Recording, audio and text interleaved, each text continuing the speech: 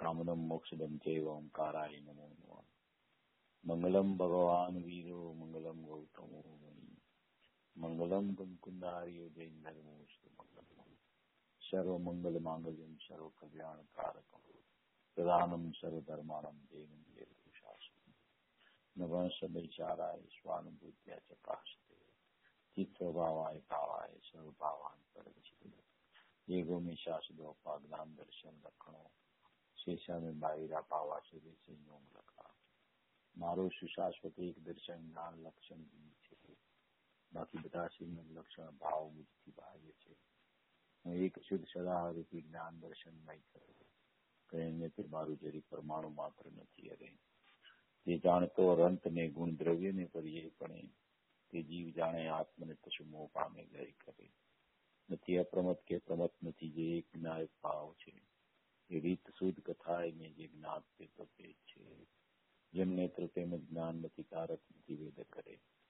જાણે જ કર્મોદય નિર્જરા બંધ તેમજ મોક્ષ ધ્રુવચલ ને અનુપમ ગતિ પામેલ સર્વેશિત ને વંદી કહું સુત કેવડી કથિત આસમય પ્રાપ્ત તો સ્થાપની જીને મોક્ષ પંથે જ્યાં અનુભવ તે અને તેમાં જ નિત્ય વિહાર કર નહીં વિહર પર દ્રવ્યો વિશે ઓમ શ્રી નમસ્તે નમસ્તે નમસ્તે। આપણી ચર્ચા નિયમ સારજી પરમાગમના કારણસૂદ પર્યાયના વિષય ઉપર ઘણા સમયથી ચાલી રહી છે। કારણસૂદ પર્યાયના ત્રીજી ગાથા ઉપરનું આપણે પૂજ્ય ગુરુદેવ શ્રીનું જે સ્પષ્ટીકરણ છે એના ઉપર ચર્ચા કરી રહ્યા છીએ અને એમાં આપણે મને એમ છે કે ભાગે 13 નંબરના પાના ઉપરથી આપણે ચાલુ કરવાનું છે। 13 નંબરનું પેજ છે ત્યાંથી પહેલા પેરેગ્રાફથી આપણે ચાલુ કરવાનું છે। ત્યાર પહેલા મને એમ છે આપણે 12 પાના સુધી આપણો વિષય ઘણો ખરો સ્પષ્ટ થઈ ગયો છે। 13 નંબરના પાના ઉપરથી આપણે ચાલુ કરશું। તે પૂર્વે મૂળ વાત એવી છે કે પૂજ્ય સોગાનીજીની ગઈકાલે જન્મ જયંતિ હતી। ભાઈ આપનો અવાજ થોડોક વધારી શકાય તો? હા, 106મી જન્મ જયંતિ સોગાનીજીની ગઈકાલે હતી અને સોગાનીજી વિશે તો આપણે બધા ઘણા પરિચિત છીએ ને ઘણું જાણીએ છીએ, છતાં પણ એમની જે મૂળ આંતરિક સ્થિતિ છે, એમની જે આંતરિક સ્થિતિ હતી અને એને જે સમ્યક દર્શનની પ્રાપ્તિ એક રાતમાં જ્યારે પૂજ્ય ગુરુદેવ શ્રીનું એક પ્રવચન સાંભળતા થઈ ગઈ, એ કોઈ અપૂર્વ વાત છે અને કોઈ એવી અપૂર્વતા છે કે એમાં પણ ખરેખર ગુરુદેવ પ્રત્યેનો જ ખરેખર વિવેક આપણે પ્રદર્શિત કરીએ છીએ કે આવા આપણા ધર્મપિતા પૂજ્ય ગુરુદેવ શ્રી કે જેની તીર્થંકર વત દિવ્ય ધ્વનિ 45 વર્ષ સુધી કરી અને એ એવી દિવ્ય ધ્વનિ હતી કે જેના નિમિત્તે નિહાલભાઈ સોગાની એક રાતમાં એને સમ્યક દર્શનની પ્રાપ્તિ થઈ ગઈ, એક જ પ્રવચન સાંભળતા। એટલે એ પૂજ્ય ગુરુદેવ શ્રીની વાણીનો જ ખરેખર અને પૂજ્ય ગુરુદેવ શ્રીની વાણીના ભાવોનો જ ખરેખર મહિમા છે કે કોઈ પણ જીવ પોતાની તૈયારી હોય, પોતાના પુરુષાર્થથી કાર્ય કરવા તત્પર થયો હોય, એની અંદરની આંતરિક જિજ્ઞાસા એવી હોય કે મારે મારો આત્મા જ જોઈ છે, તો ખરેખર એક જ પ્રવચન સાંભળતા પણ અનુભૂતિનો કાળ આવી શકે છે। એવી કોઈ પૂજ્ય ગુરુદેવ શ્રીની મહિમાવંત તત્વ પ્રસારણ પૂજ્ય ગુરુદેવ શ્રીનું છે। 45 વર્ષ સુધી જેની દિવ્ય ધ્વનિવત વાણી વરસી એમાં અનેક જીવો સમ્યક દ્રષ્ટિ થયા હશે। કોઈ બહાર આવ્યા હોય, કોઈ બહાર ન આવ્યા હોય, પોતાનું કામ કરીને ચાલ્યા ગયા હોય। સોગાનીજીનું તો બધું બહાર આવી ગયું, એકાવતારી પુરુષ છે અને પૂજ્ય ગુરુદેવ શ્રી જયારે એમ કહેતા હોય કે જયારે અમે નમઃસિદ્ધેભ્ય કહેશું ત્યારે અમારા નમસ્કાર પૂજ્ય સોગાનીજીને પહોંચશે। એવા આ સોગાનીજી કે જેને એક રાતમાં સમ્યક દર્શનની પ્રાપ્તિ થઈ ગઈ। એમનો ગ્રંથ છે દ્રવ્ય દ્રષ્ટિ પ્રકાશ. એ આપણે જો વાંચવાનું શરૂ કરીએ તો એ વાંચતા વાંચતા વાંચતા વાંચતા એ આપણે મૂકી જ ન શકીએ એવો એનો ગ્રંથ છે, એવી એની અપૂર્વ એના બોલો છે. એમની ચર્ચા જયારે સોનગઢમાં અવારનવાર ચાલતી આવતા ત્યારે એની ચર્ચામાં જે ભાઈઓ બહેનો બેસતા હતા એવા અત્યારે પણ કોઈ કોઈ જીવો છે ખાસ કહેતા હોય છે કે જયારે અમે એ ચર્ચા સાંભળતા હતા ત્યારે અમને એમ થતું હતું કે અમે ક્યાંક અત્યારે ક્યાં બેઠા છીએ એમને ખ્યાલ નતો રહેતો, એવી એની ચર્ચાની તીખાસ હતી, એવું દ્રવ્ય દ્રષ્ટિનું જોર હતું, એવી કોઈ પરમ પરિણામી ભાવ સ્વભાવની એની આંતરિક તૈયારી હતી. અને એ તૈયારીના નિમિત્તે જે પામી ગયા અને એક રાતમાં નિદર્શનની પ્રાપ્તિ કરવી એ કોઈ સાધારણ પુરુષાર્થીનું કામ નથી, અસાધારણ એનો પુરુષાર્થ ઉપડો. અને કોઈ પણ પ્રશ્ન તમે પૂછો તો એનો જવાબ દ્રવ્યથી જ આવે. કોઈ પર્યાયનો પ્રશ્ન પૂછે તો પણ દ્રવ્યથી જવાબ આપે, દ્રવ્ય દ્રષ્ટિનો પ્રશ્ન પૂછે તો પણ દ્રવ્યથી જવાબ આપે. એટલે એમની શૈલી જ આખી દ્રવ્ય પ્રધાન હતી. કારણ કે દ્રવ્ય એને વણાઈ ગયું હતું આખું એની પર્યાયોમાં એવું દ્રવ્ય વણાઈ ગયું હતું, એવું પ્રસરી ગયું હતું દ્રવ્ય કે એને દ્રવ્ય સિવાય બીજું કઈ દેખાતું જ નહોતું. એની નજર છે ને એને નજરબંધી કરી લીધી હતી દ્રવ્યમાં, એની નજર ત્યાં બંધાઈ ગઈ હતી દ્રવ્યમાં. એવી નજર બંધાઈ ગઈ હતી કે કોઈ પણ પ્રકારના ક્ષયોત્સંગ જ્ઞાનના વિષયો, ભેદરૂપી વિષયો, નયોના પ્રકરણો હો કે કોઈ પણ પ્રકારની સ્વદ્રવ્યમાં પણ દ્રવ્ય ગુણ પર્યાયના ભેદની કલ્પના હો કે આખા ત્રિકાળી દ્રવ્યમાં અનંત ગુણના ભેદરૂપી ચર્ચાઓ, એવી કોઈ પણ ચર્ચા, કોઈ પણ એવો પ્રશ્ન એની સામે આવતો તો એ ત્રિકાળી દ્રવ્ય દ્રષ્ટિથી જ જવાબ આપતા. એની એક આ શૈલી બની ગઈ હતી, કારણ કે એને અંદર દ્રવ્યમાં નજર બાંધી લીધી હતી, નજરબંધી કરી લીધી હતી. એવી કોઈ પુરુષાર્થની ચરમ સીમા વાળો પુરુષ, એની અપૂર્વ વાતો એટલી બધી છે કે એમ કે આપણું હૃદય ભરાઈ જાય એની વાત સાંભળતા. પૂજ્ય ગુરુદેવશ્રીના પ્રવચનોમાં પણ જ્યારે એની ચર્ચાઓ આવતી હોય છે, ઘણા પ્રવચનોમાં, ખાસ કરીને સમાધિ તંત્રના પ્રવચનમાં ખૂબ ચર્ચા એમની પૂજ્ય ગુરુદેવશ્રીએ કરેલી છે. ઘણા પ્રવચનોમાં એની ચર્ચા આવે છે. એટલે સમાધિ તંત્રના પ્રવચનોમાં ખૂબ ચર્ચા એમની આવી ગઈ છે. એવી આ પૂજ્ય સોગાનીજીની 106મી જન્મજયંતિ કાલે હતી. બસ पर्याय मेरा ध्यान करे तो करो, मैं किसका ध्यान करूं, मैं तो ध्रुव परमात्मा हूं, मैं तो चैतन्य परमात्मा हूं, मैं तो त्रिकाली द्रव्य हूं, मैं तो शाश्वत हूं. बस આની જ ધૂન ને આનું જ રટણ, એના સિવાય બીજી કોઈ વાત નહીં. એવી કોઈ અપૂર્વતા એના વાણીમાં અને એના ભાવમાં, ખરેખર એવી અપૂર્વતા ચાલતી હતી. અને એવા પુરુષ એનો ખરેખર જેમ પૂજ્ય ગુરુદેવશ્રીનો આપણને તત્વજ્ઞાન આપણી પાસે આવ્યું, એવી જ રીતે સોગાનજીએ પણ જે દ્રવ્યની પ્રધાનતાથી જે ચર્ચાઓ કરેલી છે, એવી કેટલી ચર્ચાઓ અને કેટલા એના પત્રો, કેટલા એના બોલો એ બધા આપણી પાસે ઉપલબ્ધ છે. એના દ્વારા આપણને ખ્યાલ આવે કે એને દ્રવ્ય દ્રષ્ટિનું જોર કેટલું હતું. ક્યાંયથી પણ પ્રશ્ન પૂછવામાં આવે તો બસ એ દ્રવ્યથી જ જવાબ આપવો. એવી જ આપણી આ અત્યારે કારણસૂત્ર પર્યાયની ચર્ચા ચાલે છે, એમાં પણ એ જ ચર્ચા છે, એ જ વાત છે. પણ એમાં અને આમાં ફરક એટલો છે કે આ કારણસૂત્ર પર્યાયની ચર્ચામાં દ્રવ્ય સામાન્ય અને દ્રવ્ય વિશેષ, ધ્રુવ સામાન્ય અને ધ્રુવ વિશેષ એવા બે ભાગ પાડીને આપણે ચર્ચા કરીએ છીએ. જ્યારે ત્રિકાળી દ્રવ્યની ચર્ચા અખંડપણે એકલી સોગાનીજીએ કરેલી છે. એવી કોઈ સોગાનીજીની અદભુતથી અદભુત ભક્તિ હતી. એ જે લોકોએ જોયેલું છે એ લોકો તો કહે છે કે સોનગઢમાં આવતા ને તો સોનગઢમાં પણ એ આવે અને રાત્રે 9, 9:30 વાગે તો અગાસી ઉપર ચાલ્યા જતા હતા, છત ઉપર જઈ અને ધ્યાનમાં બેસી જતા હતા. ધ્યાનમાં બેસે 3, 4, 5 કલાક સુધી ત્યાં ને ત્યાં બેસી દઈએ અને એનું અંદરનું ઘોલન ને અંદરનું ચિંતન એવું ચાલતું હોય, એટલી ત્યાં એની શારીરિક સ્થિરતા પણ એટલી હોય એની કે તમે 1 વાગે 2 વાગે પણ એને ઉપર જઈને જોવા જાવ ને, સીડી ઉપરથી જુઓ, એના પહેરણનો ખૂણો પણ હેલો ન હોય, એટલી બધી એની શારીરિક સ્થિરતા હતી. તો અંદરની સ્થિરતા તો કેવી હશે એની? એવી કોઈ એની ધ્યાનની ધારા, એવી ધ્રુવની ધારા, એવી કોઈ ચૈતન્યની અંદરની તાલાવેલી ચૈતન્યની પરિણતિ એવી અંદર કામ કરતી હતી કે બસ એમાં ને એમાં એ ડૂબા રહેતા હતા.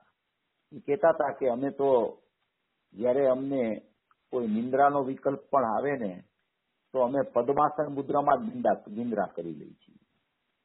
અમે લેટીને સુવાનો ભાવ પણ અમને નથી આવતો. એ બેઠા બેઠા ધ્યાનમાં બેઠા હોય ત્યાં ને ત્યાં 10, 15, 20 મિનિટ એ નિંદ્રા કરીને પાછા ધ્યાન લાગી જાય ને. એવી કોઈ સ્થિતિ વાળા પુરુષ, એવી કોઈ એની અદભુતતા, એવી કોઈ ચરમ સીમાએ એની ચર્ચા. એમાં આપણે સાંભળેલું છે કે ભાઈ એકાંત પ્રિય, બહુ ખૂબ એકાંત પ્રિય, એટલી એકાંત પ્રિયતા કે મુમુક્ષુઓનો સંગ પણ એને ભારદાયક લાગે, એટલો બોજો લાગે એને. કોઈની સાથે વાત કરવી હોય તો એને બોજારૂપ લાગે. કારણ કે જ્યાં એ વાત કરવા જાય કે જ્યાં કોઈનો સંગ કરે તો અસંગ છે પરમાત્મા, એનો સંગ તૂટી જાય. એના બોલમાં આવે છે કે ગુણહીનનો સંગ તો છોડ્યો, પણ ગુણવાનનો સંગ કર્યો. તો એ ગુણહીનનો સંગ છોડીને ગુણવાનનો સંગ કરવો, એમાં કાંઈ ફરક નથી. અસંગનો સંગ છૂટ્યો તો તું કોઈ પણનો સંગ કર, એ બધું ખરેખર એ બહારની પ્રવૃત્તિમાં જાય છે. પછી એ ગુણહીન હો કે ગુણવાન હો, કોઈ પણનો સંગ તું કર, પણ અસંગનો સંગ જો તારો છૂટી જાય તો ખરેખર એ બહારનો સંગ બધોય નકામો છે. એમ કરીને એવી કેટલી ચર્ચાઓ પૂજ્ય સોગાનીજીની આપણે સાંભળેલું છે કે એકાંત પ્રિયતા એવી કે જયારે શ્રવણ બેલગોળા જાય તો શ્રવણ બેલગોળામાં જાય તો એ રાત્રે ઉપર ચડે શ્રવણ બેલગોળામાં, અને રાત્રે ઉપર ચડીને આખી રાત ત્યાં બાહુબલી ભગવાનના ચરણ પાસે જઈને બેસી રહીએ. અને સવાર પડે ત્યારે એ નીચે ઉતરે, અને શ્રોતાઓ ઉપર ચડતા હોય ત્યારે એ નીચે ઉતરે. કારણ કે ત્યારે નીચે કોઈ ન હોય એટલે નીચે એકાંત મળે. શ્રોતાઓ જયારે સાંજે નીચે ઉતરતા હોય ત્યારે એ શ્રવણ બેલગોળામાં ઉપર બાહુબલી ભગવાન પાસે જાય એટલે ઉપર કોઈ ન હોય.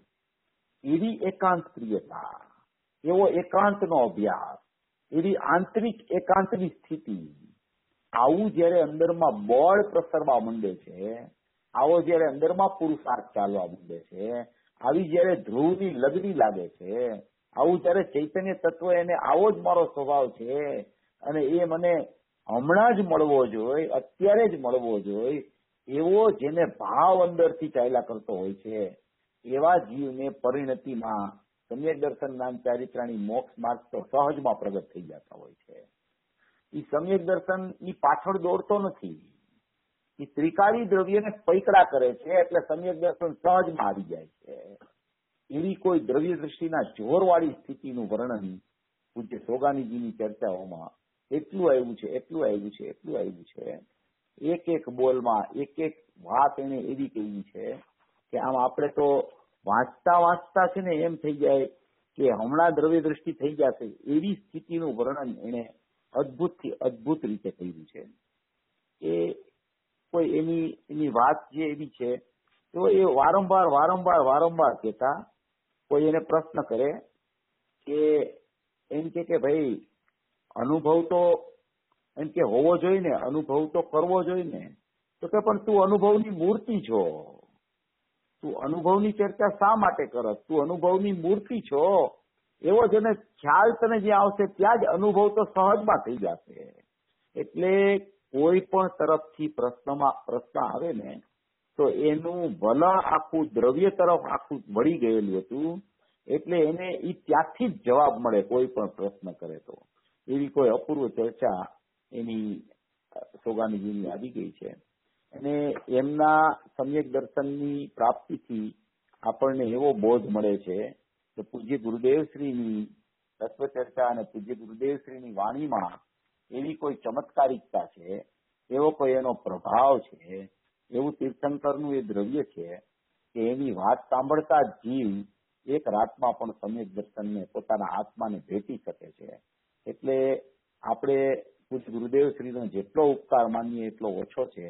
અને એ ઉપકાર ત્યારે જ આપણે વાળી શકીએ કે જ્યારે પૂજ્ય ગુરુદેવ શ્રીએ જે પોતાના દ્રવ્યનું અવલંબન લઈને કામ કર્યું, જોગાનીજીએ હું દ્રવ્ય છું એમ પોતાના દ્રવ્યનું અવલંબન લઈને જે કાર્ય સિદ્ધિ કરી, એવી કાર્ય સિદ્ધિ આપણા જીવનમાં હોય ત્યારે ખરેખર એમ કહેવાય કે આપણે ગુરુદેવ શ્રીના ઉપકારનો બદલો વાળ્યો. ગુરુદેવ શ્રીનો ઉપકાર છે એ આપણા જીવનમાં અપૂર્વ ઉપકાર, અલૌકિક ઉપકાર છે.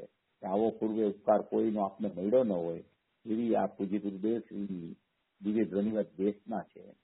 આપણું એમાં 13મા પેજ ઉપર આપણી ચર્ચા ચાલે છે. આ નિયમસાર ગ્રંથ છે ને, એ નિયમસાર ગ્રંથ પણ એવો છે કે એમાં પણ દ્રવ્ય દ્રષ્ટિના કથનો ખૂબ આવે.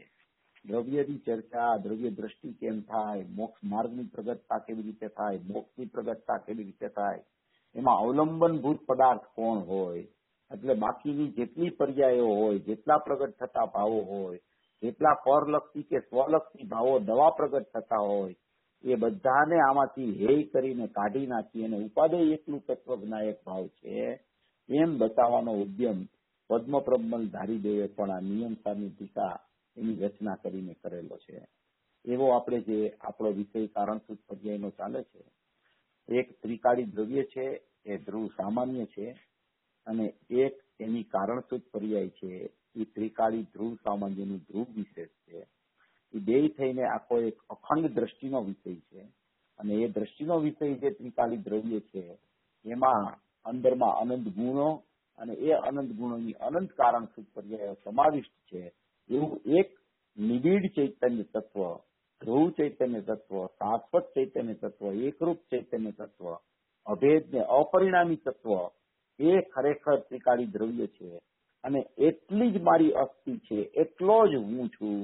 બાકીનું જે કાંઈ ઉત્પાદ વ્યયનું પરિણમન છે, જેટલો ભાવ પ્રગટ થાય છે અને ભાવ વ્યય થાય છે, એ બધી વસ્તુ કોઈ આ ત્રિકાળી દ્રવ્યમાં નથી. એવી આ ત્રિકાળી દ્રવ્યની ધ્રુવ સામાન્યની ધ્રુવ વિશેષની આખી અભૂતપૂર્વ ચર્ચા ત્રીજી ગાથાના માધ્યમથી આપણી ચાલી રહી છે. એમાં 13મા પેજ ઉપર પહેલો પેરેગ્રાફ છે, એમાં કે છે કે પ્રત્યેક આત્મામાં પરમાત્મા દશા પ્રગટ થવાની શક્તિ છે. તેથી પ્રત્યેક આત્મા કારણ પરમાત્મા છે. જો પ્રત્યેક આત્મા છે એમાં પરમાત્મા દશા પ્રગટ થવાની શક્તિ તો અંદર પડેલી જ છે. એટલે એ આત્મા છે એ કારણ પરમાત્મા છે, કારણ કે એમાં કારણપણું પડ્યું છે. પરમાત્મા દશા પ્રગટ થવાનું કારણપણું ત્રિકાળી દ્રવ્યના પ્રત્યેક આત્મામાં પડેલું છે. એટલે એને કારણ પરમાત્મા કહેવામાં આવે છે. કારણ પરમાત્મા કહેતા તેમાં ત્રિકાળી દ્રવ્ય, ગુણ તથા તેની વર્તમાન રૂપ કારણ શુદ્ધ પર્યાય ત્રણેય આવી જાય છે. જો કારણ પરમાત્મા જ્યાં કહેવામાં આવે, કારણ પરમાત્માનો જ્યાં ધ્વનિ ઉઠે, કારણ પરમાત્માનો જ્યાં સૂર ઉઠે, જ્યાં કારણ પરમાત્મા એવું કહેવામાં આવે, ત્યાં તેમાં એનું ત્રિકાળી દ્રવ્ય, તેના ત્રિકાળ ગુણ અને તેની વર્તમાન રૂપ કારણ શુદ્ધ પર્યાય. વર્તમાન રૂપ કારણ શુદ્ધ પર્યાય એટલે ધ્રુવ સામાન્યનું ધ્રુવ વિશેષ. ધ્રુવ વિશેષ છે એ નિરંતર વર્તમાન, નિરંતર વર્તમાન, નિરંતર વર્તમાન, નિરંતર વર્તમાન. પ્રત્યેક સમયે ધ્રુવ વિશેષપણું નિશ્ચિતા રૂપે વર્તમાન, વર્તમાન, વર્તમાન, વર્તમાન, વર્તમાન. એટલે કોઈ એવો સમય નથી કે જ્યારે ત્રિકાળી દ્રવ્ય ગુણ હોય અને એની ધ્રુવ વિશેષ રૂપ વર્તમાન રૂપ કારણ શુદ્ધ પર્યાય ન હોય, એવો કોઈ સમય નથી. માટે તેને વર્તમાન રૂપ કારણ શુદ્ધ પર્યાય, નિરંતર વર્તમાન, વર્તમાન વર્તતું ધ્રુવ વિશેષ, વર્તમાન એનું વિશેષ રૂપ શાશ્વતતા, એવું કહી અને એને ત્રિકાળી દ્રવ્ય ગુણ એ ધ્રુવ સામાન્ય અને તેની વર્તમાન રૂપ કારણ શુદ્ધ પર્યાય એ ધ્રુવ વિશેષ, તે દ્રવ્ય ગુણ અને વર્તમાન રૂપ ધ્રુવ વિશેષ કારણ શુદ્ધ પર્યાય એ ત્રણેય થઈ અને આખો કારણ પરમાત્મા, અભેદ પરમાત્મા, અખંડ પરમાત્મા એમ કહેવામાં આવે છે. જ્યારે કારણ પરમાત્મા એવો ધ્વનિ ક્યારે આવે, કારણ પરમાત્મા એવી વાત જ્યારે ચાલુ થાય, કારણ પરમાત્માનું જ્યારે ક્યાંય ચર્ચા કે પ્રકરણ આવે, ત્યારે આપણે આપણા ભાવમાં એ વાત ગોઠવી લેવી કે કારણ પરમાત્મા કહેતા ત્રિકાળી દ્રવ્ય, એના અનંત ગુણો અને એની વર્તમાન રૂપ કારણ શુદ્ધ પર્યાય, એની ચર્ચા અત્યારે કારણ પરમાત્મા કહીને ચાલી રહી છે. અહીં કારણ શુદ્ધ ચેતના પરિણામને કારણ નિયમ કહીને મોક્ષ માર્ગના કારણની એકદમ નિકટતા દર્શાવી છે. જો અહીં કારણ શુદ્ધ ચેતના પરિણામ, કારણ શુદ્ધ ચેતના પરિણામ એટલે કારણ શુદ્ધ ચેતના પરિણામ એટલે એ ધ્રુવ વિશેષ કારણ શુદ્ધ પર્યાય છે, એ કારણ શુદ્ધ ચેતના પરિણામ છે. કારણ શુદ્ધ ચેતના પરિણામ, કારણ શુદ્ધ એટલે કે કોઈ પણ પ્રકારની અશુદ્ધતા એમાં નથી, એના કારણમાં પણ શુદ્ધતા રૂપે એ કારણ પણ પડેલું છે. એવી કોઈ ચેતના છે જ્ઞાન દર્શનની ત્રિકાળ ચેતના અંદરમાં રહેલી છે, એવું કારણપણું પડેલું છે. અને એ કારણપણું શુદ્ધ રૂપે ચેતના સ્વભાવમાં પડેલું છે અને એવા એના પરિણામ ધ્રુવ વિશેષ રૂપે છે. એટલે અહીં કારણ શુદ્ધ ચેતના પરિણામ, કારણ એટલે કે કોઈ પણ પર્યાય વર્તમાન ઉત્પાદય વાળી હોય, એની શુદ્ધતા રૂપી પ્રગટ થવું હોય તો એનું કારણપણું અંદરમાં પડ્યું છે. અને એ કારણપણું કેવું છે તો કે એ કારણપણું શુદ્ધ છે, તો કે એ શુદ્ધ છે માટે જ કાર્યમાં શુદ્ધતા પ્રગટ થઈ શકે છે. એટલે એવું કારણપણું શુદ્ધ છે અને એવી ચેતના અંદરમાં પડેલી છે. ચેતના કઈ તો કે જ્ઞાન દર્શનની ત્રિકાળ ચેતના પડેલી છે. એ ત્રિકાળ ચેતના એવા પરિણામ એટલે કે એ પરિણામ છે એને ધ્રુવ વિશેષ કહેવામાં આવે છે. એટલે કે અહીં કારણ શુદ્ધ ચેતના પરિણામને કારણ નિયમ કહીને, કારણ નિયમ એટલે કે કાર્ય નિયમ જો કરવો હોય તમારે પ્રગટતા રૂપે, શુદ્ધતા કાર્ય નિયમ રૂપે પ્રગટતા કરવી હોય તો એનું કારણ નિયમપણું એટલે કે નિયમરૂપ કારણ અંદરમાં એક ધ્રુવ વિશેષ તરીકે ત્રિકાળી દ્રવ્યમાં એના દ્રવ્ય, એનું ગુણ અને એની વર્તમાન રૂપ કારણ શુદ્ધ પર્યાય એવી કારણ શુદ્ધ ચેતના પરિણામ, એવું કારણ નિયમ, એવું ધ્રુવ વિશેષપણું વર્તમાનમાં અત્યારે ધ્રુવમાં અંદરમાં વિદ્યમાન છે. એમ કહીને મોક્ષ માર્ગના કારણની એકદમ નિકટતા દર્શાવી છે. મોક્ષ માર્ગ એટલે કે કાર્ય, એવો કાર્યરૂપી મોક્ષ માર્ગ પ્રગટ થવા માટેનું કારણપણું છે એ એકદમ નિકટતા રૂપે રહેલું છે. કાર્ય પ્રગટ થાય એ કાર્યથી અત્યંત નિકટપણે એનું કારણપણું કારણ શુદ્ધ ચેતના પરિણામ કહી, ધ્રુવ વિશેષ રૂપ કારણ શુદ્ધ પર્યાય કહી, નિયમરૂપ કારણ કહી અને એવો મોક્ષ માર્ગના કારણની એકદમ નિકટતા દર્શાવી છે. દ્રવ્ય, ગુણ તથા કારણ શુદ્ધ પર્યાય આ ત્રણેયનું કઈ ભિન્ન ભિન્ન અવલંબન નથી. જો આ મૂળ વિષય છે કે દ્રવ્ય, ગુણ, દ્રવ્ય એટલે ત્રિકાળી દ્રવ્ય, એના અનંત ગુણો તથા એની અનંત કારણ શુદ્ધ પર્યાય આ ત્રણેય ભેદ પાડીને બતાવે છે કે એક દ્રષ્ટિનો વિષય અપરિણામી તત્વ, શુદ્ધ તત્વ, અખંડ તત્વ, અભેદ તત્વ, એવું પ્રત્યક્ષ તત્વ, અનંત ચિન્હ માત્ર તત્વ, અનાદિ અનંત તત્વ, નિત્ય ઉદયરૂપ તત્વ, વિજ્ઞાન ઘન સ્વભાવત્વ વાળું તત્વ, એવું એક તત્વ જે 73 ગાથામાં આવે છે ને કે આ આત્મા પ્રત્યક્ષ, અનંત ચિન્હ માત્ર જ્યોતિ, અખંડ, અનાદિ અનંત, નિત્ય ઉદયરૂપ, વિજ્ઞાન ઘન સ્વભાવપણાને કારણે એક છે. આવા બધા વિશેષણોથી એને નવાજવામાં આવતો હોવા છતાં એ કેવો છે એ પોતે એક છે. એમ અહીંયા દ્રવ્ય, ત્રિકાળી દ્રવ્ય, એના અનંત ગુણો, એના અનંત ગુણોની અનંત કારણ શુદ્ધ પર્યાયો એવા ત્રણ ભેદ જે પાડ્યા તો એ ત્રણ ભેદનું કઈ ભિન્ન ભિન્ન અવલંબન લેવાનું નથી. એ ત્રણેય એકરૂપ છે. ત્રણેયને સમજાવવા માટે ભેદ પાડીને સમજાવવામાં આવે છે. ભેદ પાડીને સમજાવવામાં આવે છે એવું અંદરમાં છે પણ ખરું, પણ એવા ભેદના અવલંબનથી મોક્ષ માર્ગ રૂપી કાર્ય આવતું નથી. અવલંબનમાં અભેદ જ હોય હંમેશા. ભેદનું જ્ઞાન કરવા માટે ભેદનું વર્ણન કરવામાં આવે. જેમ કે કોઈ વસ્તુ તમે એમ કહો કે જ્ઞાયક છે. જેમ સોગાનીજીએ અપરિણામીની ધૂન ચડાવી. અપરિણામી શબ્દ એને બહુ પ્રિય હતો. એ અપરિણામી નો કહેતા એ પરિણામી, આત્મા એ પરિણામી છે. તો એ અપરિણામીની ધૂન લગાવી છે. હવે અપરિણામીની ધૂન તો લગાવી એને, પણ અપરિણામી એટલે શું? એનું વાચ્ય શું? અપરિણામી કોને કહેવો? અપરિણામીમાં શું છે અને અપરિણામીમાં શું નથી? એવો જ્યાં સુધી એને અપરિણામીમાં શું છે અને શું નથી એવો જ્યાં સુધી એને ખ્યાલ ન હોય ત્યાં સુધી તો એ અપરિણામી બોલે કે રાગ બોલે કે પરમાત્મા બોલે કે એમાં મિથ્યાત્વ બોલે એ શબ્દથી કઈ સંબંધ નથી. એને અપરિણામીનો ભાવ ખ્યાલમાં આવવો જોઈએ. અપરિણામીમાં શું રહેલું છે એ ખબર હોવી જોઈએ. એવી રીતે અહીંયા જયારે એને કારણ પરમાત્મા કીધો, અપરિણામી તત્વ કીધું, જ્ઞાયક ભાવ કીધો, નિજ ચૈતન્ય વસ્તુ માત્ર કીધી, ત્યારે એ વસ્તુ છે કેવી? એ કારણ પરમાત્મા છે કેવો? એ અભેદાત્મા છે કેવો? અખંડાત્મા છે કેવો?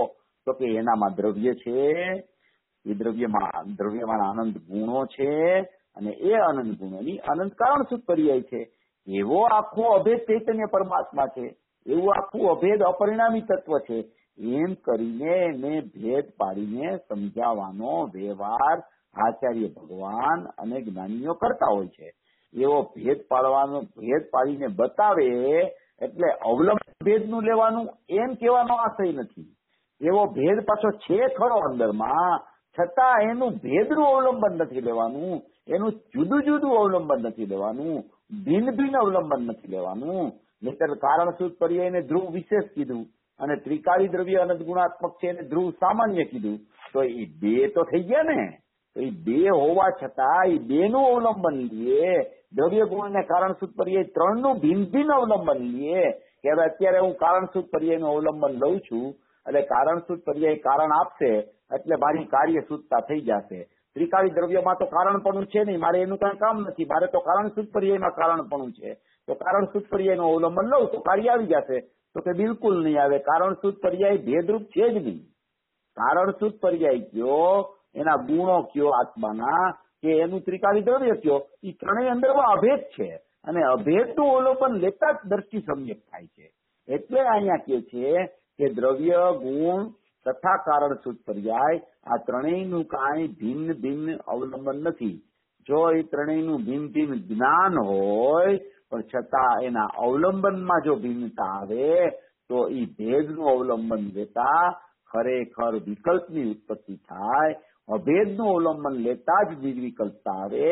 એટલે એવી વસ્તુનું સ્વાભાવિક અંદરમાં સત્વ હોવા છતાં, એનું જ્ઞાન વર્તતું હોવા છતાં દ્રષ્ટિ જયારે દ્રવ્ય ઉપર જાય છે ત્યારે એ દ્રષ્ટિ જો ભેદ ઉપર લે છે કે હું કારણ સૂત્ર પર્યાયમાં અહમ કરું છું, કે હું ગુણોમાં અહમ કરું છું, એમ જો એની ભેદ ઉપર અહમની સ્થિતિ ચાલવા માંડે તો એવું ભિન્ન ભિન્ન અવલંબન જ્યાં લેવા જાય તો ત્યાં અનુભૂતિનો જન્મ થતો નથી ને વિકલ્પનો જન્મ થાય છે. એટલે એમ કે છે કે દ્રવ્ય ગુણ તથા કારણ સૂત્ર પર્યાય આ ત્રણેયનું કાંઈ ભિન્ન ભિન્ન અવલંબન નથી. સમ્યક દર્શન આદિમાં આ ત્રણેયની અભેદતાનું જ અવલંબન છે. એટલે કહેવાનો તાત્પર્ય એમ છે કે આપણે એનો વિષયની જયારે ચર્ચા કરીએ ત્યારે કારણ સૂત્ર પર્યાયનો વિષય પણ લઈ અને એ ધ્રુવ વિશેષ કહી અને ઓલા દ્રવ્ય ગુણને ધ્રુવ સામાન્ય કહી, ધ્રુવ સામાન્ય અને ધ્રુવ વિશેષ થઈને આખો અખંડ એક દ્રષ્ટિનો વિષય છે. અવલંબન એનું જ આવે છે. ત્યારે સમજવાની વાત ચાલતી હોય ત્યારે ત્રણેયને સમજી લેવા અત્યંત જરૂરી છે. અને પછી જયારે અભેદની દ્રષ્ટિ કરવી હોય, અહમ કરવાનો સમય જયારે આવે જ્ઞાન કરીને, ત્યારે એને ખરેખર આ હું છું એમ કરતા જ અહમ થતા જ એને સમ્યક દર્શનની પ્રાપ્તિ થઈ જાય છે. તો આ વિષય એવો છે કે જ્ઞાન અને શ્રદ્ધા આ બે ગુણ છે ને એ આત્માના મહત્વના ગુણો છે અને એની પર્યાયો પ્રગટ થાય છે. શ્રદ્ધા અને જ્ઞાન, આખું જૈન દર્શન જ્ઞાન શ્રદ્ધાનું પર રહેલું છે. જ્ઞાન અને શ્રદ્ધા બે ગુણો અને એ બે ગુણોની બે પર્યાયો વર્તમાન એ એક સમયમાં એક સાથે કામ કરતી હોય છે. પેલા જ્ઞાનની પર્યાય કામ કરે અને પછી શ્રદ્ધાની પર્યાય કામ કરે એમ નથી હોતું. પેલા શ્રદ્ધાની પર્યાય કામ કરે અને પછી જ્ઞાનની પર્યાય કામ કરે એમ પણ નથી હોતું. બે ગુણોની બે પર્યાય એક સમયમાં એક સાથે કાર્ય કરતી પરિણમતી હોય છે.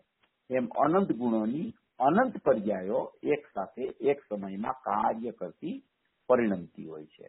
જ્ઞાનને શ્રદ્ધાના સુમેળપૂર્વક જે જીવને વિષય સમજાઈ જાય છે કે ભાઈ જ્ઞાન હંમેશા કોઈ પણ પદાર્થને જાણવાનું કામ કરવાની સત્તા જ્ઞાન પાસે છે. અંદરનો આખો અભેદ પદાર્થ હોય તો એને દ્રવ્ય ગુણ અને એની કારણસૂત્ર પર્યાય એને ભેદરૂપ પણ જ્ઞાન જાણી લઈએ. જ્ઞાનમાં જ્ઞાનને જાણતા એવું ભેદરૂપ જ્ઞાન પણ એને ખ્યાલમાં આવી જાય, ભેદપણું પણ ખ્યાલમાં આવી જાય, અને એ જ સમયે એને આખો આત્મા અભેદ છે એવું પણ જ્ઞાનમાં ખ્યાલમાં આવે. એવી જ્ઞાનની દ્વિરૂપતાવાળી સ્થિતિ પ્રથમથી અનાદિ અનંત એવી સ્થિતિ જ્ઞાનની હોય છે કે એ જ્ઞાન એનો સ્વભાવ જ બેવડો છે. એ ભેદનું પણ એને જ્ઞાન વર્તતું હોય અને એ જ સમયે આવું અભેદપણું છે એનું પણ જ્ઞાન વર્તતું હોય. એવી કોઈ જ્ઞાનની વિશેષતા છે. જ્યારે શ્રદ્ધામાં એવું છે કે શ્રદ્ધા જે છે એ શ્રદ્ધા તો એકલી નિર્વિકલ્પ તત્વને જ ગ્રહણ કરે છે, ત્યારે જ એ સમ્યક થાય છે. જ્ઞાન પણ પેલા નિર્વિકલ્પ તત્વને ગ્રહણ કરે ત્યારે જ સમ્યક થાય છે. પણ એ સમ્યક થાય છે એ સમયે એવા જ્ઞાનમાં ત્રિકાળી દ્રવ્ય કેવું છે, એના અનંત ગુણો કેવા છે, એની અનંત કારણસૂત્ર પર્યાય કેવી છે, એવું ભેદરૂપ જ્ઞાન પણ એ જ્ઞાનની પર્યાયમાં વર્તતું હોય છે. જ્યારે શ્રદ્ધાની પર્યાય જે છે એ શ્રદ્ધાની પર્યાયમાં જ્યારે એને આ હું છું ત્રિકાળી દ્રવ્ય એવું અહમ થાય છે, એવો વિશ્વાસ આવે છે, એવી પ્રતીતિ થઈ જાય છે, ત્યારે પણ એને એવા એકલા દ્રવ્યની જ પ્રતીતિ નિરંતર વર્તતી રહે છે. જો એને ભેદની પ્રતીતિ થવા માંડે તો એ પ્રતીતિ કહેવાતી નથી, એ ભેદની પ્રતીતિનું નામ મિથ્યાત્વ છે. એટલે નિર્વિકલ્પ શ્રદ્ધા નિર્વિકલ્પને ગ્રહણ કરે ત્યારે શ્રદ્ધા સમ્યક થાય છે. જ્ઞાન પણ નિર્વિકલ્પ તત્વને ગ્રહણ કરે ત્યારે જ જ્ઞાન સમ્યક થાય છે. પણ સમ્યક થતાના સમયે શ્રદ્ધામાં તો નિર્વિકલ્પ તત્વ જ ચાલ્યા કરતું હોય છે ને જ્ઞાનમાં એકલું અભેદ તત્વનું ગ્રહણ અને ભેદાભેદનું જ્ઞાન પણ એ સમયે વર્તતું હોય છે. એવો જ્ઞાનનો દ્વિરૂપતા વાળો સ્વભાવ છે. નિર્ણયની જ્યારે શરૂઆત થાય ત્યારે પણ જ્ઞાનમાં નિર્ણયની શરૂઆત થાય છે. જ્ઞાનમાં નિર્ણય આવે, જ્ઞાનમાં વિચાર ચાલે, જ્ઞાનમાં નિર્ણય આવે અને એ નિર્ણયપૂર્વક જ્યારે જ્ઞાન કામ કરતું થાય ત્યારે શ્રદ્ધા એમાં મોટા જ્ઞાયકમાં બારે ત્યારે એ પ્રતીતિરૂપ સમ્યક દર્શનની શરૂઆત થાય છે. જેમ કે સોગામીજીને કોઈ પ્રશ્ન પૂછ્યો કે આ બધું તો એમ કે પાકા નિર્ણયમાં જ ખ્યાલ આવે ને, એમ પ્રશ્ન કર્યો કોઈ શ્રોતાએ કે ભાઈ પાકો નિર્ણય થાય ત્યારે જ આ બધું ખ્યાલમાં આવે ને. સોગાનીજીએ જવાબ આપ્યો, એને નિર્ણયના બે ભેદ પાડ્યા. પછી પાકા નિર્ણયની ચર્ચા એને કરી શ્રોતાએ, એટલે એને નિર્ણયના બે ભેદ પાડ્યા કે પાકો નિર્ણય એમ નહીં, પેલા યથાર્થ નિર્ણય હોય છે. નિર્ણયમાં પેલા યથાર્થતા આવે છે. જ્ઞાનના નિર્ણયમાં પેલા યથાર્થતા આવે છે કે ત્રિકાળી દ્રવ્ય, એના અનંત ગુણો અને એની અનંત કારણસૂત્ર પર્યાય એ ત્રણેયની અભેદતા એનું નામ દ્રષ્ટિનો વિષય છે. એવી એક જ્ઞાનના નિર્ણયમાં યથાર્થતા દ્રષ્ટિના વિષય વિશે પેલા જ્ઞાનમાં આવી જાય છે. જ્યારે એવી યથાર્થતા જ્ઞાનમાં આવે છે, એવો યથાર્થ નિર્ણય થાય છે, ત્યારે યથાર્થ નિર્ણય વાળું જે જ્ઞાન છે એ શ્રદ્ધાને મળે છે. એ જ્ઞાન અને એ શ્રદ્ધાને મળતા એ શ્રદ્ધા એમ કે છે કે હું તો અખંડ તત્વ છું, હું તો શુદ્ધ તત્વ છું, હું તો જ્ઞાયક તત્વ છું, હું તો અપરિણામી તત્વ છું, હું તો પરિપૂર્ણ તત્વ છું. એવો જ્યાં શ્રદ્ધાનો સૂર બની જાય છે, ત્યાં શ્રદ્ધાનો સૂર એવો બને છે, ત્યાં જ જ્ઞાનમાં યથાર્થ નિર્ણયની ભૂમિકા વિકલ્પાત્મક દશામાં હતી, એ યથાર્થ નિર્ણયની ભૂમિકા ફરી ફેરવાય અને પાકા નિર્ણયની ભૂમિકા આવી જાય છે. પાકો નિર્ણય છે એ સમ્યક જ્ઞાન રૂપી પાકો નિર્ણય કહેવાય છે. યથાર્થ નિર્ણય છે એ સમ્યક જ્ઞાન પૂર્વે વિકલ્પાત્મક જ્ઞાનમાં નિર્ણયની સ્થિતિ છે એને યથાર્થ નિર્ણય કહેવામાં આવે છે. પણ એ યથાર્થ નિર્ણય પણ અંદરના સ્વરૂપનો જ્યારે દ્રવ્ય ગુણ ને કારણ પર્યાયનો હોય છે ત્યારે એને નિર્ણયની યથાર્થતા કહેવામાં આવે છે. નહીં કે બહારનો કોઈ નિર્ણય, નહીં સંયોગનો નિર્ણય, નહીં કર્મનો નિર્ણય, નહીં દેહાદીનો નિર્ણય, એવો કોઈ નિર્ણય છે એને યથાર્થ નિર્ણય કહેવામાં આવતો નથી. અંદરના પોતાના ત્રિકાળી દ્રવ્ય, એના આનંદ ગુણો અને એની પર્યાય કારણ પર્યાય અને એ સમયે એમાં વર્તતા ઉત્પાદ વ્યયરૂપ જ્ઞાનના ભાવો, એવી સ્થિતિનું વર્ણન જે જ્ઞાનમાં ખ્યાલમાં આવે એવા જ્ઞાનને યથાર્થ નિર્ણય કહેવામાં આવે છે. અને યથાર્થ નિર્ણય વાળો જે જીવ છે એ યથાર્થ નિર્ણય વાળો જીવ એવો નિર્ણય થાય છે ત્યારે શ્રદ્ધાને એ વિષય મળી જાય છે કે મારો અહમ કરવાનો વિષય આ છે. ત્યારે એ શ્રદ્ધા ત્યાં અહમ કરીને પરિણમી જાય છે. ત્યારે એ નિર્ણયનું ફળ આવી ગયું, યથાર્થ નિર્ણયનું ફળ આવ્યું, તો એનું નામ પાકો નિર્ણય એમ કહેવામાં આવે છે. એટલે અહીંયા કહે છે કે દ્રવ્ય, ગુણ તથા કારણ શુદ્ધ પર્યાય આ ત્રણેયનું કાંઈ ભિન્ન ભિન્ન અવલંબન નથી.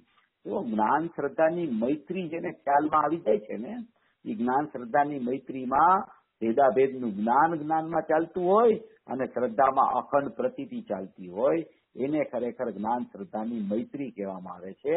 ત્યારે એને કોઈ પણ પ્રકારનું ભિન્ન ભિન્ન અવલંબન નથી હોતું. જ્ઞાનમાં ભિન્ન ભિન્નનું જ્ઞાન હોય અને શ્રદ્ધામાં એકલા અભિન્ન અખંડનું જે પ્રતીતિ હોય, ત્યારે પણ જ્ઞાનમાં ભિન્ન ભિન્નનું જ્ઞાન વર્તતું હોય છતાં અવલંબન રૂપે તો એકલો અખંડ ત્રિકાળી દ્રવ્ય દ્રષ્ટિમાં હોય અને જ્ઞાનમાં પણ અવલંબન રૂપે એકલો અખંડ ત્રિકાળી દ્રવ્ય જ હોય. એટલે ભિન્ન ભિન્ન અવલંબન નથી. સમ્યક દર્શન આદિમાં ત્રણેયની અભેદતાનું જ અવલંબન છે. આ વર્તમાન ધ્રુવરૂપ કારણશુદ્ધ પર્યાય વિના દ્રવ્યની વર્તમાનમાં પરિપૂર્ણતા સિદ્ધ થતી નથી. દ્રવ્યની અખંડતા સિદ્ધ થતી નથી.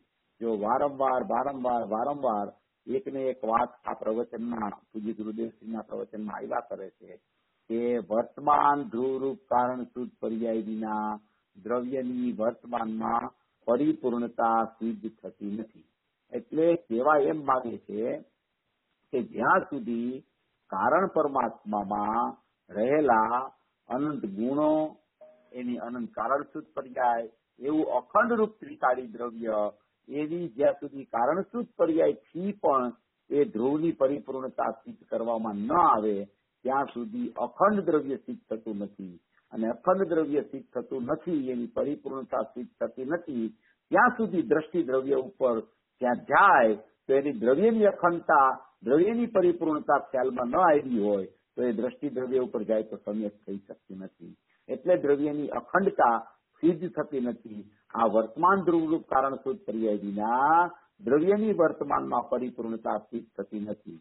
એટલે કહેવાનું તાત્પર્ય એમ છે કે જ્યાં સુધી કારણશુદ્ધ પર્યાય એ જ્યાં સુધી અંદર ધ્રુવ ચૈતન્ય સામાન્ય છે, એનું ધ્રુવ વિશેષ રૂપ જે કારણશુદ્ધ પર્યાય છે એનાથી જ આખા દ્રવ્યની પરિપૂર્ણતા સિદ્ધ થાય છે, એવું આમાં કહેવા માંગે છે. પછી બીજો પેરેગ્રાફ છે, ધર્માસ્તિકાય, અધર્માસ્તિકાય, આકાશ અને કાળ. હવે જો બીજા ચાર દ્રવ્યની પણ સ્થિતિનું આમાં વર્ણન જે છે, અત્યાર સુધી તો એકલી જીવની સ્થિતિનું વર્ણન ચાલતું હતું. હવે બીજા ચાર દ્રવ્યની સ્થિતિનું પણ વર્ણન કરવા માંગે છે. ધર્માસ્તિકાય, અધર્માસ્તિકાય, આકાશ અને કાળ, આ ચાર દ્રવ્યોમાં અનાદિ અનંત સદૃશ પરિણમન છે. એટલે કે તેમની પર્યાયો હંમેશા પારિણામિક ભાવ વર્તે છે. સદૃશ પરિણમન છે અને પારિણામિક ભાવે વર્તે છે. એમાં અહીંયા ચારેય દ્રવ્યની અપેક્ષાએ જે ચર્ચા કરવામાં આવી છે, જીવ અને પૂતગલ સિવાયની ધર્મ, અધર્મ, આકાશ, કાળ એવા ચારેય દ્રવ્યનું દ્રવ્ય શુદ્ધ છે, એના ગુણ શુદ્ધ છે, એની કારણ શુદ્ધ પર્યાય તો શુદ્ધ હોય જ, પણ એની વર્તમાન પર્યાય પણ પરિણમનમાં શુદ્ધ રૂપે જ રહેલી છે. એમાં કોઈ અશુદ્ધતા ચાર દ્રવ્યમાં ક્યાંય પણ દ્રવ્ય, ગુણ, કારણ પર્યાય કે વર્તમાન પર્યાયમાં એના પરિણમનમાં પણ શુદ્ધતા રહેલી છે. એવા ચારેય દ્રવ્યની સ્થિતિનું વર્ણન કરે છે કે ધર્માસ્તિકાય, અધર્માસ્તિકાય, આકાશ અને કાળ, આ ચાર દ્રવ્યોમાં અનાદિ અનંત સદૃશ પરિણમન છે. તેમની પર્યાયો હંમેશા પારિણામિક ભાવે વર્તે છે. જો તેમની પર્યાયો પણ હંમેશા પારિણામિક ભાવે વર્તે છે. જો એ કારણશુદ્ધ પર્યાયનું વર્ણન આપે ત્યાં તો એની શુદ્ધતા કારણશુદ્ધ પર્યાયથી સિદ્ધ થઈ. એવી જ રીતે અહીંયા એમ કહેવા માંગે છે કે ધર્મ, આકાશ, કાળ છે, એની દ્રવ્યમાં તો અનાદિ અનંત સદૃશ પરિણમન છે. દ્રવ્ય તો અનાદિ અનંત ધ્રુવ સામાન્ય અને ધ્રુવ વિશેષ રૂપ છે, પણ તેમની પર્યાયો એટલે કે તેમની વર્તમાન ઉત્પાદવાળી પર્યાયો પણ પારિણામિક ભાવે એટલે શુદ્ધ રૂપે જ વર્તતી હોય છે. સર્વેને જાણનારો જ્ઞાયક તત્વ જીવ છે. સર્વેને જાણનારો એટલે કે આવા ચાર દ્રવ્યોનું પરિણમન છે એનો જાણનારો પણ જ્ઞાયક તત્વ જીવ છે. તેની પર્યાયો એટલે કે જ્ઞાયક ભાવની પર્યાયો એટલે કે જીવની પર્યાયો, જેમ ઉપર 4 દ્રવ્યની પર્યાયો લીધી એમ 5મા જીવ દ્રવ્યની પર્યાયનું વર્ણન કરે છે કે સર્વને જાણનારો જ્ઞાયક તત્વ જીવ છે તેની પર્યાયો સંસાર અથવા મોક્ષ રૂપ ઉત્પાદની વાળી છે. તે હંમેશા એકરૂપ નથી. 4 દ્રવ્યની સાથે જીવ દ્રવ્યની સરખામણી કરે છે કે 4 દ્રવ્યમાં તો બધું શુદ્ધરૂપ જ છે, એનું વર્તમાન પરિણામ નહીં શુદ્ધરૂપ છે. એવી રીતે જીવમાં એવી રીતે નથી. જીવની પર્યાયોમાં વર્તમાનમાં સંસાર પણ છે, એ સંસારનો અભાવ થઈ અને મોક્ષ રૂપી ઉત્પાદ થાય છે. એટલે એમાં પ્રકાર પડે છે કે સંસાર અવસ્થા છે, એક મોક્ષ માર્ગ રૂપ અવસ્થા છે અને મોક્ષ રૂપ અવસ્થા છે. જયારે સંસાર અવસ્થા છે ત્યારે એનું બહિર્મુખ પરિણમન ચાલતું હોય છે, મોક્ષ માર્ગ રૂપ એની પર્યાય ચાલતી હોય છે, ત્યારે એનું સાધકપણું અને બાધકપણું બે જ અવસ્થા ચાલતી હોય છે, અને મોક્ષ રૂપ પરિણમન ચાલે ત્યારે પરિપૂર્ણ શુદ્ધતા રૂપી પરિણમન એનું ચાલતું હોય છે. આવા 3 પ્રકાર અહીંયા જીવમાં પડે છે. જ્યારે આ 4 દ્રવ્યોમાં એવા કોઈ વર્તમાન પર્યાયમાં પણ 3 પ્રકાર પડતા નથી. એની તો પરિણમન પણ શુદ્ધ રૂપે જ રહેલું છે એમ અહીંયા કહેવા માંગે છે. અને તે હંમેશા એકરૂપ નથી. એટલે કે સર્વેને જાણનારો જ્ઞાયક તત્વ જીવ છે તેની પર્યાયો સંસાર અથવા મોક્ષ રૂપ ઉત્પાદન વાળી છે. તે હંમેશા એકરૂપ નથી. એટલે આ વિષય યોગસારમાં આવે છે, પરમાત્મા પ્રકાશમાં આવે છે કે બહિરાત્મપણું, અંતરાત્મપણું અને પરમાત્મપણું એવું જીવમાં હોય છે, પણ બીજા 4 દ્રવ્યોમાં હોતું નથી. જીવમાં આ ઉત્પાદ વ્યય રહિત ધ્રુવરૂપ એક એવી કારણસૂત્ર પર્યાય અનાદિ અનંત પારિણામિક ભાવે વર્તે છે. જીવમાં આ ઉત્પાદ વ્યય રહિત એટલે કે ઉપર ઉત્પાદ વ્યય બતાવ્યા 4 દ્રવ્યના ઉત્પાદ વ્યય અને જીવના ઉત્પાદ વ્યય એમ કહી અને જીવમાં આ ઉત્પાદ વ્યય રહિત સંસાર મોક્ષ માર્ગ અને મોક્ષ રૂપી દશા ઉત્પાદ વ્યય વાળી છે. એવા ઉત્પાદ વ્યયથી રહિત ધ્રુવરૂપ એવી કારણસૂત્ર પર્યાય અનાદિ અનંત પારિણામિક ભાવે વર્તે છે. જો હવે કારણસૂત્ર પર્યાયને અનાદિ અનંત કહી અને ઉત્પાદ વ્યય વાળી પર્યાય છે એને આ કારણસૂત્ર પર્યાયથી રહિત બતાવી. કારણસૂત્ર પર્યાય એનાથી રહિત છે ઉત્પાદ વ્યયથી. એટલે કે જીવમાં આ ઉત્પાદ વ્યય રહિત ધ્રુવરૂપ એવી કારણસૂત્ર પર્યાય અનાદિ અનંત પારિણામિક ભાવે વર્તે છે. આ કેવળ જ્ઞાનાદિ પ્રગટ થવાની વાત નથી, પરંતુ આ તો ત્રિકાળી પારિણામિક ભાવની વાત છે. કેવળ જ્ઞાન જે પ્રગટ થાય છે એ તો સંસાર મોક્ષ માર્ગ અને મોક્ષ રૂપ દશા એવી પર્યાયના પરિણમનમાં કેવળ જ્ઞાન મોક્ષ રૂપે પ્રગટ થાય છે, ભાવ મોક્ષ રૂપે, એની ચર્ચા છે. એટલે અહીંયા જે આ કીધું કે ઉત્પાદે રહિત ધ્રુવરૂપ એવી કારણસૂત્ર પર્યાય અનાદિ અનંત પારિણામિક ભાવે વર્તે છે, એ કેવળ જ્ઞાન આદિ પ્રગટ થાય એની વાત નથી. આ કારણસૂત્ર પર્યાય છે એ ધ્રુવ વિશેષ છે. કેવળ જ્ઞાન પ્રગટ થાય એ તો ખરેખર એને સ્થાયિક કહેવામાં આવે છે, પરંતુ આ તો ત્રિકાળી પારિણામિક ભાવની વાત છે. એટલે કે અહીંયા 4 દ્રવ્ય અને 5મું જીવ દ્રવ્ય એનું સ્પષ્ટીકરણ કરી 4 દ્રવ્યમાં દ્રવ્ય શુદ્ધ, ગુણ શુદ્ધ, કારણ શુદ્ધ, પર્યાય શુદ્ધ ને વર્તમાન પર્યાય શુદ્ધ. જીવમાં દ્રવ્ય શુદ્ધ, ગુણ શુદ્ધ, એની કારણ શુદ્ધ, પર્યાય શુદ્ધ અને વર્તમાન પર્યાયમાં સંસાર દશા, મોક્ષ માર્ગ રૂપ દશા અથવા મોક્ષ રૂપ દશા એમ કહીને અહીંયા ઈ બેની તુલના કરી અને પછી એમ કહે છે કે એમાં પણ એક અનાદિ અનંત પારિણામિક ભાવે કારણસૂત્ર પર્યાય જીવમાં વર્તે છે અને કેવળ જ્ઞાન આદિ પર્યાય જે થાય છે પ્રગટ, એનાથી પણ ખરેખર આ કારણસૂત્ર પર્યાયરૂપ જીવ છે એ જુદો છે, પરંતુ આ તો ત્રિકાળી પારિણામિક ભાવની વાત છે. સંસાર અને મોક્ષ એ બંને પર્યાયો અસ્થાયી છે. અસ્થાયી છે એટલે સંસાર હોય ત્યારે મોક્ષ નથી હોતો અને મોક્ષ હોય ત્યારે સંસાર નથી હોતો, એટલે અસ્થાયી છે, સ્થાયી નથી. એમ કે સંસાર હોય તો કાયમ માટે સંસાર કરીએ એવું નથી, મોક્ષ હોય તો કાયમ માટે મોક્ષ જ હોય પણ સંસાર હોય જ નહીં એવી વર્તમાનમાં સ્થિતિ નથી. એટલે એ અસ્થાયી પર્યાયો કહેવામાં આવે છે. એટલે ઉત્પાદે વાળી પર્યાયો કહેવામાં આવે છે. એટલે કે તે ત્રિકાળ એકરૂપ નથી, એકરૂપ વસ્તુ નથી હોતી. એમાં સંસાર વખતે મોક્ષ પર્યાય નથી હોતી અને મોક્ષ વખતે સંસાર પર્યાય નથી હોતી. આ રીતે તેમનો વિરહ છે. જ્યારે કારણસૂત્ર પર્યાય તો સદા એકરૂપ સ્થાયી છે. દ્રવ્યમાં ત્રિકાળ અભેદરૂપ હોવાથી તેનો કદી વિરહ નથી. તો ઉત્પાદ્ય રહિત તે ઉત્પાદ્ય રહિત ધ્રુવ પરિણતિ છે. જો દ્રવ્યમાં ત્રિકાળ અભેદરૂપ હોવાથી વિરહ કારણસૂત્ર પર્યાયનો કોઈ દિવસ હોતો નથી, કારણ કે તે એકરૂપ છે, તે સ્થાયી છે, તે પારિણામિક ભાવે છે, તે ધ્રુવ વિશેષ છે, તે દ્રવ્યમાં ગર્ભિત છે એમ પણ કહેવામાં આવે છે. તેમાં મોક્ષની પર્યાય પ્રગટ થવાનું કારણપણું પણ પડ્યું છે, મોક્ષ માર્ગ પ્રગટ થવાનું કારણપણું પણ એમાં પડ્યું છે. એટલે કારણ શુદ્ધ પર્યાય સદા એકરૂપ સ્થાયી ભાવ છે. એવો દ્રવ્યમાં ત્રિકાળ અભેદ રૂપ હોવાથી તેનો કદી વિરહ નથી. તે ઉત્પાદ્ય રહી ધ્રુવ પરિણતિ છે, એને ધ્રુવ પરિણતિ પણ કહેવામાં આવે છે. ધર્માસ્તિકાયદી ચાર દ્રવ્યોમાં તો ઉત્પાદયવાળી પરિણતિ પારિણામિક ભાવરૂપ હંમેશા એકરૂપ છે, અને જીવની ઉત્પાદય રૂપ પર્યાયમાં એકરૂપતા નથી, પરંતુ વિવિધતા છે.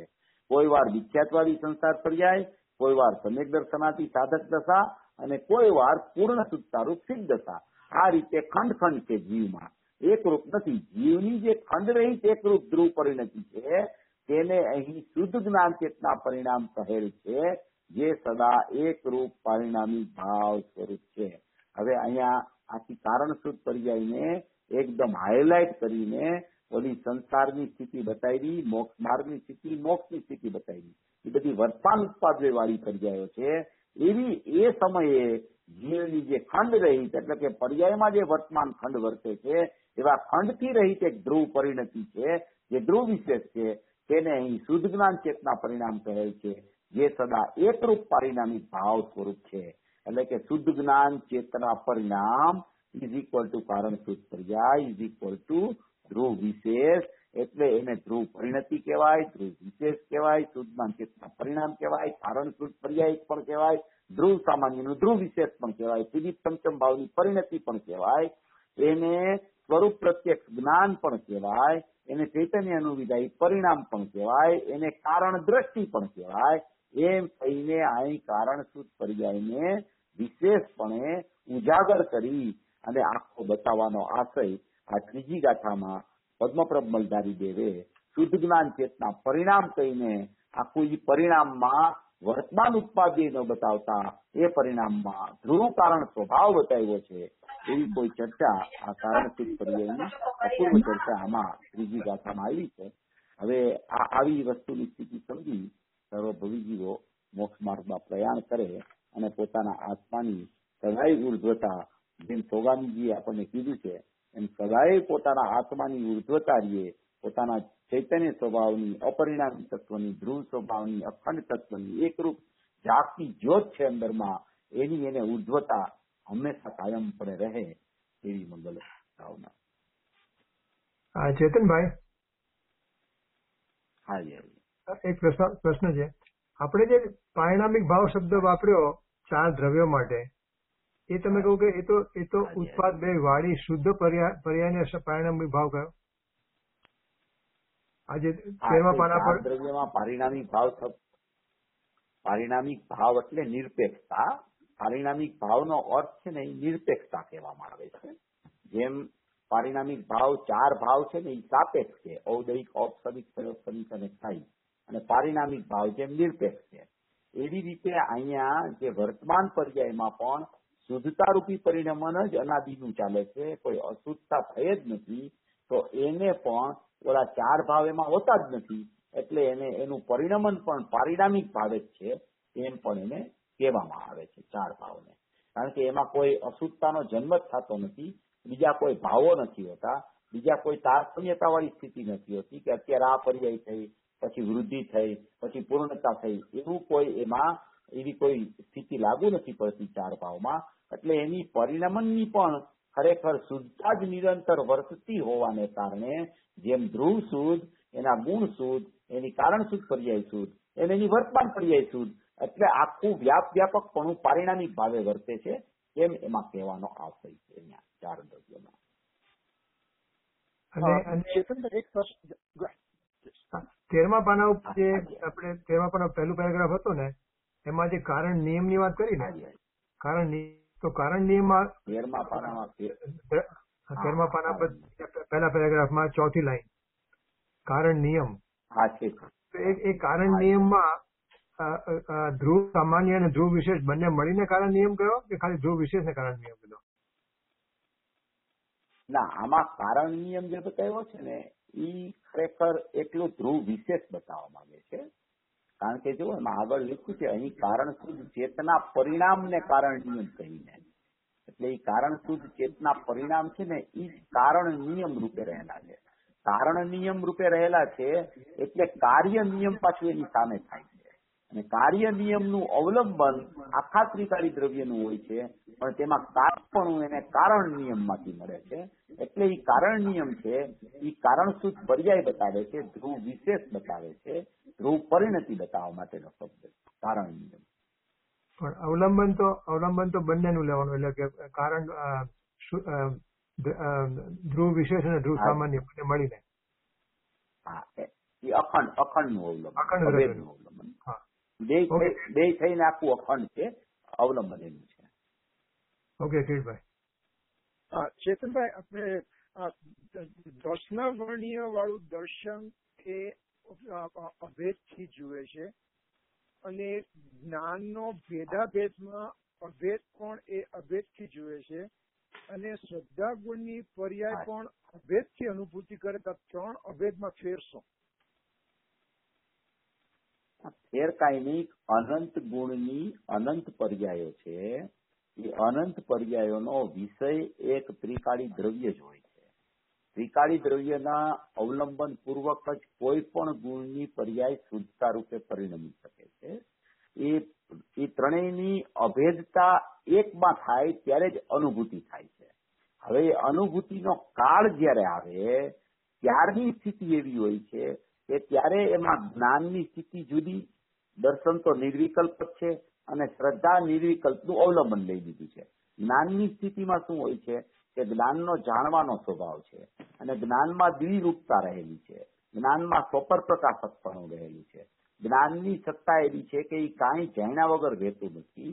એટલે એમાં દ્રવ્ય, ગુણ અને પર્યાય એ બધાનું જાણવું સમ્યક પ્રકારે સમ્યક જ્ઞાનના સમયે થતું હોય છે. અને અવલંબન જ્યાં સુધી કોઈ પણ ગુણની કોઈ પણ પર્યાય એક અખંડ ત્રિકાળી દ્રવ્યનું ન લે ત્યાં સુધી એ સમ્યક રૂપે પરિણમતું નથી. એમ કહેવા માટે એનો બધાનો વિષય અનંત ગુણની અનંત પર્યાયોનો વિષય અનંત પર્યાયથી રહિત એવો અનંત ગુણાત્મક અભેદ અખંડ એક આત્મા છે. પર્યાયનો વિષય હંમેશા દ્રવ્ય જ હોય, પણ પર્યાયની સ્થિતિ જે હોય એમાં જ્ઞાનની સ્થિતિ જાણવા રૂપ પરિણમતી હોય, શ્રદ્ધાની સ્થિતિ પ્રતીતિ રૂપ પરિણમતી હોય, દર્શનની સ્થિતિ અવલોકન રૂપ પરિણમતી હોય. એ સ્થિતિનું વર્ણન છે, પણ એને પણ સમ્યક થવા માટે ત્રિકાળી દ્રવ્યનું એકનું જ અવલંબન હોય ત્યારે જ એ સમ્યક થઈ શકે એમ કહેવાનું તાત્પર્ય છે. એમાં કહેવાનો વિષય એમ છે. બરાબર. Thank you.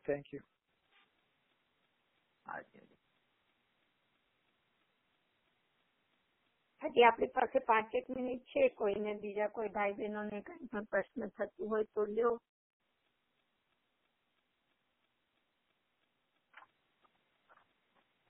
આઈ થિંક આજે પેલા કોઈએ સદસ્ય વિશેષનો પ્રશ્ન તો કર્યો હતો ને આજે એનો ઉત્તર તો ઘણી ઊંડાણથી આવી જ ગયો આપના પ્રવચનમાં કે કેવી રીતે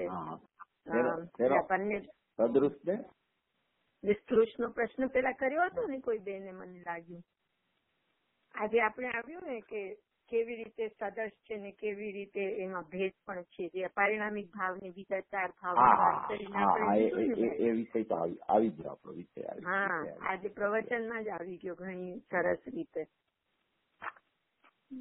પણ સાથે જ આ વિષય કઠિન છે ને આપે આટલું સમય લઈને અમને બહુ સરળ ભાષામાં સમજાવી રહ્યા છો આટલા ઉત્સાહથી, એના માટે આખો મોનાનો પરિવાર આપણો ઋણી છે. આ છે ને આમાં છે ને કઠિન હોવા છતાં, કઠિન નથી એમ નથી, કઠિન છે પણ કઠિન હોવા છતાં એકદમ જો સમજણ થાય ને તો ખૂબ સરળ છે આ વિષય, અને એકદમ સરળતાથી પ્રાપ્ત થાય એવો છે. એકદમ અધ્યાત્મના કોઈ પણ વિષયો હોય કે જેનું પ્રતિપાદન ગુરુદેવ શ્રીએ કરેલું હોય ને, એ વિષયને એટલો બધો ગુરુદેવ સરળ બનાવી દે છે કે ખરેખર એમાં કઠિનતા ભાસતી નથી. ગુરુદેવના હાથમાં કોઈ વિષય આવે અને એનું જો સ્પષ્ટીકરણ આપણને મળી જાય તો એ વિષય સરળ થઈ જાય, એકદમ સરળ થઈ જાય.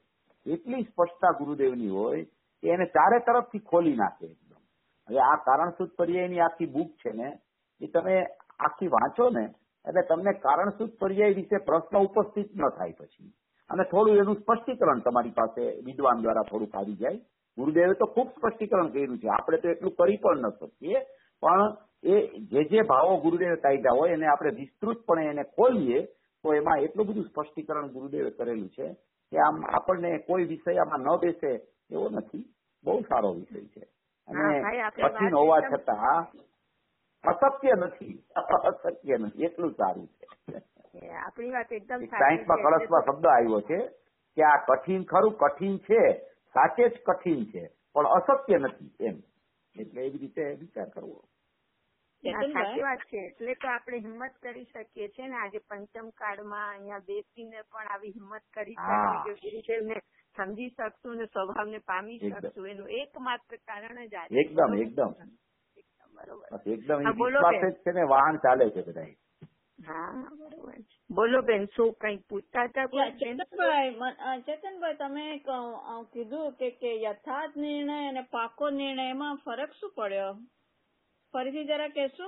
યથાર્થ નિર્ણય છે એ વિકલ્પાત્મક દશામાં દ્રવ્ય ગુણ અને કારણ પર્યાય અને એની વર્તમાન પર્યાય એમાં એનું સ્વાભાવિક પરિણમન કેવી રીતે છે અને એનો સ્વભાવ કેવો છે એવું એના જ્ઞાનમાં પેલા સ્પષ્ટ ખ્યાલમાં આવે છે. એ ખ્યાલમાં આવે છે એને યથાર્થ નિર્ણય કહેવામાં આવે છે. અને એ ખ્યાલમાં જયારે આવી જાય છે કે દ્રવ્યનો સ્વભાવ ધ્રુવ છે, એમાં અનંત ગુણો વસે છે, એમાં અનંત ગુણોની અનંત કારણભૂત પર્યાય છે, એ કારણના નિયમ રૂપે રહેલી છે અને એનું વર્તમાન ઉપયોગ રૂપી પરિણમન થાય છે, જેમાં જાણવું ચાલતું હોય છે, એવો આખો સ્વભાવ છે, એવો જેને જ્ઞાનમાં ખ્યાલ આવી જાય છે એને યથાર્થ નિર્ણયની ભૂમિકા પ્રગટ થઈ જાય છે. હવે યથાર્થ નિર્ણયની ભૂમિકા જયારે જીવને આવી જાય છે ત્યારે એનું જ્ઞાન આ આખો વિષય એને નિર્ણયમાં જે આવ્યો છે એ વિષય ઉપર જ એનું જ્ઞાન કેન્દ્રિત થયા કરે છે. વારંવાર રાગથી હટી જાય છે, પરપદાર્થથી હટી જાય છે, સંયોગથી હટી જાય છે, કર્મથી હટી જાય છે. અને આ દ્રવ્ય ગુણ કારણ પર્યાય ને ઉપયોગ રૂપી એનું જ્ઞાન ઉત્પાદ વાળું એમાં જ્ઞાનની વિશેષ રૂપે પ્રવૃત્તિ ચાલવા માંડે છે. એટલે એને યથાર્થ નિર્ણય આવ્યો એમ કહેવામાં આવે છે. હવે એ યથાર્થ નિર્ણય છે ત્યાં અનુભૂતિ નથી, સ્વસંવેદન નથી, પ્રતીતિ નથી આવી ગઈ. એવો યથાર્થ નિર્ણય વાળો જીવ છે એને એવો ખ્યાલ આવી જાય ત્યાં શ્રદ્ધા એની બળવાન થવા માંડે છે. એ શ્રદ્ધા જે રાગને શ્રદ્ધતી હતી, કર્મને શ્રદ્ધતી હતી, પરપદાર્થને શ્રદ્ધતી હતી, એ શ્રદ્ધા જ્ઞાનમાં આવો નિર્ણય થતા એ શ્રદ્ધા ત્યાંથી વળાંક લઈ અને જ્ઞાનમાં પહોંચી જાય છે. અને જ્ઞાનમાં પહોંચે છે ત્યાં જ્ઞાન એમ યથાર્થ નિર્ણયમાં જ્ઞાનમાં આવે છે કે હું તો આવો ધ્રુવ પદાર્થ છું. ત્યાં શ્રદ્ધાને એ વિષય મળી જાય છે. શ્રદ્ધાને એ વિષય મળે છે ત્યાં શ્રદ્ધા અહમ કરી દે છે કે હું તો આ જ છું, એવું અહમ કરે છે. ત્યાં એ યથાર્થ નિર્ણય હતો, એ યથાર્થ નિર્ણય પાકા નિર્ણયમાં પરિવર્તિત થાય છે. એ પાકો નિર્ણય એટલે સમ્યક જ્ઞાન છે. યથાર્થ નિર્ણય છે એ વિકલ્પાત્મક જ્ઞાન છે. એ વિકલ્પાત્મક જ્ઞાનમાં નિર્ણયની સ્થિતિ આવ્યા પછી શ્રદ્ધાને એવો વિષય મળે છે ત્યારે શ્રદ્ધા અહમ કરી અને જયારે જ્ઞાનમાં યથાર્થ નિર્ણયનું પાકા નિર્ણય રૂપે સમ્યક પરિણમન થાય તો એ સમ્યક જ્ઞાન બની જાય છે. એ પાકો નિર્ણય કહેવાય છે. યથાર્થ નિર્ણય હતો એ સમ્યક જ્ઞાનની પૂર્વ પર્યાયની સ્થિતિઓ છે અને એમાં વચ્ચે શ્રદ્ધા કામ કરે છે ત્યારે એની પ્રતીતિની સમ્યકતા આવે છે. એમ સમ્યક દર્શનપૂર્વક સમ્યક જ્ઞાનનો જન્મ થાય છે તો એને પાકા નિર્ણયમાં પરિણમન થઈ ગયું એમ કહેવામાં આવે છે. પણ સમ્યક દર્શનપૂર્વક સમ્યક જ્ઞાન થતા પહેલા યથાર્થ નિર્ણયની ભૂમિકા જ્ઞાનમાં આવે છે અને એ નિર્ણય જ આગળ વધી અને શ્રદ્ધાને વિષય આપે છે અને ત્યારે એ વિષય મળતા સમ્યક જ્ઞાન પાકા નિર્ણય રૂપે પરિણમી જાય છે એમ કહેવાનું સરસ.